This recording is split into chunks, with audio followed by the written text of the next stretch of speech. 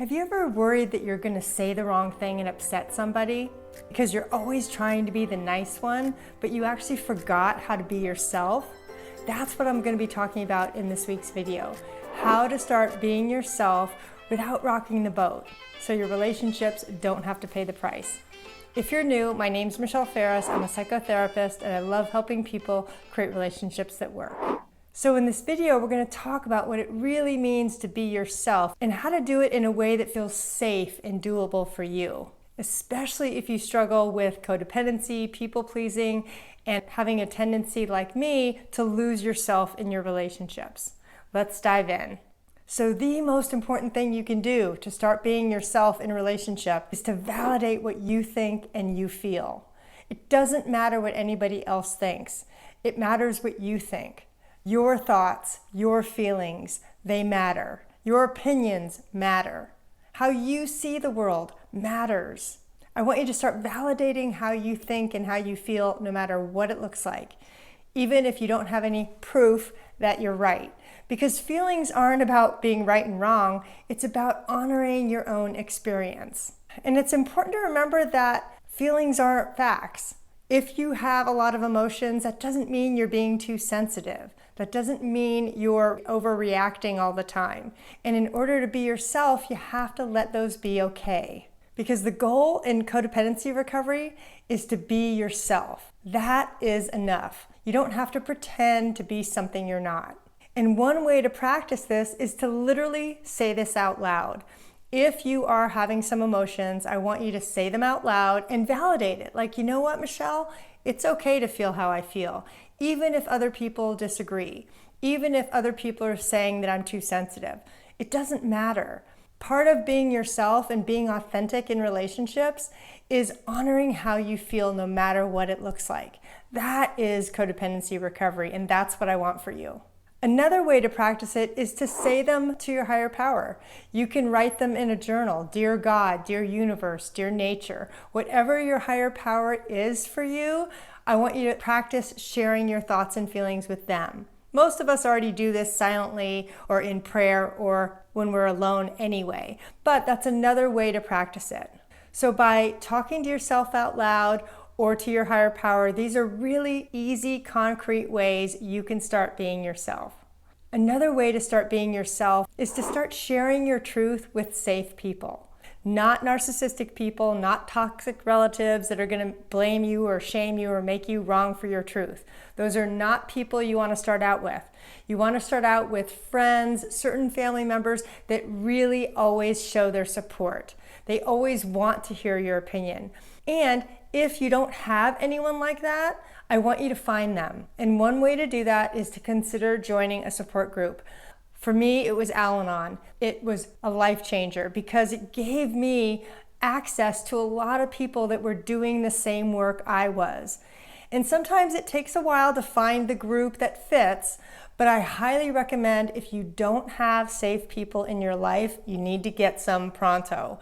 And what I always recommend is go to in-person meetings first because that's the easiest way to get connected. There's lots of meetings online, but it's really easy to hide out online, and I don't want that for you. I want you to literally put yourself out there, meeting people with like-minded interests, and 12-step programs are often a really safe, easy way to do that because everyone in recovery understands how hard it is to take that first step and go to a group meeting. But you're not alone. It majorly changed my life, and it can yours too. The other part of sharing your truth is letting yourself express a difference of opinion. Maybe you have an opinion that you've never expressed before. That's a really good way to practice being yourself. I started doing this in my early codependency recovery, and most people didn't flinch. It didn't impact them at all, but for me it was a big step because I was afraid of how my truth was going to be received. I was afraid they were going to pick on me or judge me and make me wrong. But most people in my life weren't doing that because they too were in recovery. They were my friends, and those are the people that I want for you in your life. People who are going to support you in the process of healing. And expressing a difference of opinion is one way to start being yourself. Another way to start being yourself more is start by saying no. And this one can be a little bit tricky because most of us, especially if you struggle with codependency like I do, you may have a lot of fears around saying no. You may assume that people are going to get mad or people are going to have a negative reaction. But honestly, when I started saying no in my recovery, people didn't even care. They didn't flinch. They were like, okay, because it didn't matter to them. It matters a lot more to us because we're holding the weight of worry and fear of what the other person is going to think, because that's part of our codependency. So in recovery, you don't have to start by saying no. You can start by doing less. By saying something like, I could help you next Saturday, but I only have 2 hours, instead of helping for the whole day. Or another thing you could do is create a pause and say, you know what, let me think about that, and I promise I'll give you a call in a couple of days, so that you don't feel pressured to say yes in the moment. Because if you've ever said yes when you mean no, say me too in the comments. I know how uncomfortable that is, but this video is going to help. So another thing you can do to start being more yourself is to admit when your feelings are hurt. Most people who struggle with codependency have huge hearts, and they don't want to burden people with their feelings, or we're going to be labeled too sensitive, or they're not going to care about our feelings. But let me tell you, if you know that somebody doesn't care about your feelings, that's a major problem in your relationship. And again, we want to start by doing this with safe people first. It can be as easy as, that didn't feel right to me. You don't have to come out and say, I feel hurt when you did this or when you said this. You don't have to start that direct if you don't want to. You can literally say, I know you have good intentions, but what you said kind of hurt my feelings a little bit or made me feel uncomfortable. Those are really gentle, non-threatening ways to start sharing your feelings. Another thing you could do is say, could you say that in a different way so I could hear you? And that might help them say it in a nicer, kinder way. You don't have to start a conflict by sharing your feelings. This is one of the biggest misconceptions most people in codependency recovery have, is if they start being more honest, it's going to lead to conflict. But again, baby steps are going to help protect you from having a big blowout. I know for me, I waited years before trying this with more narcissistic, toxic people. And in some cases, I decided never to do it with them because I knew it wasn't safe. And that's okay. Part of recovery is to learn who is safe in your life and practice these tools with them first, because that's how you're going to gain confidence. Because to be honest, this is about you feeling stronger, you feeling more confident in your relationships. It's not about appeasing other people or being or doing what they want you to do, because that doesn't create healthy connection. That creates resentment, which is the next factor in being yourself.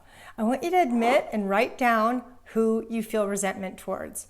We all have those feelings, but when we're codependent, we tend to hide them. We tend to ignore them and hope they go away on their own, or wait for the other person to seek us out and give us an apology, when a lot of times they don't even know they hurt us because we're pretending that everything is fine. I recently did a workshop on this, and it was so powerful to see all the women in the workshop go from resentment to relief, because they went through the 5-step process and they started to look at their part in that situation, which tends to transform your resentment. I also have that in the description if you want to get it. So when it comes to resentments, you need to have those feelings acknowledged. First by you, and eventually, maybe, if it feels safe enough, by that person who hurt you, because that's how you can see if the relationship is repairable. If you never admit that you're hurt, it's going to get harder and harder to stay connected with them. In fact, you're probably going to notice that you're going to want to avoid them, because it's no fun spending time when you have all this hurt underneath the surface. If you can relate to this, say me too in the comments. You're not alone. And for this exercise, for writing out your resentments, you don't need the other person to do anything. Really, the purpose of this exercise is to write down your resentments and vent and get all the feelings out. Because the purpose of the exercise that I took everyone through in the workshop is to get in touch and vent all the frustration and hurt so that you can start to heal. It isn't about waiting for the other person to show up for you, because oftentimes they won't. Or if they do, it's not going to give you necessarily what you want, because the resentment is something we need to heal in ourselves, not expect other people to change. Now, the next way to start being yourself more in relationship is to embrace your mistakes. And I know if you're cringing right now, I get it. This is not an easy one.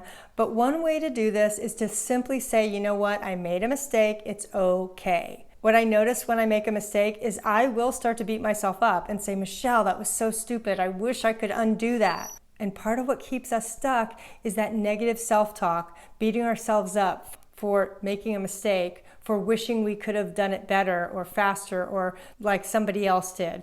But the goal in codependency recovery is not to be perfect. It's to embrace who you are, flaws and all. So when you start going down the rabbit hole of negative self-talk, telling yourself that you're stupid, you shouldn't have done that, whatever, and I want you to catch it and say, you know what, I have a right to make mistakes. Everybody makes them, and this is how we learn. There is no shortcut. There is no way to avoid making mistakes in your life. And that's okay. That's when you know you've achieved a lot in your codependency recovery, is by realizing that it's okay for you to make a mistake. Because when you learn how to accept all parts of you, that's where you're going to be able to truly be yourself. So let's summarize what the steps are. 1, I want you to start validating your feelings. Speak your truth to safe people. Start saying no in small doses. Acknowledge your hurt, including your resentment. And embrace your mistakes as being human. That's how you're going to start to feel better and be more authentic in your relationships. So the next thing I want you to do is go watch my video I did on the let them theory and how it relates to codependency, because that is going to be your next step. Thanks so much.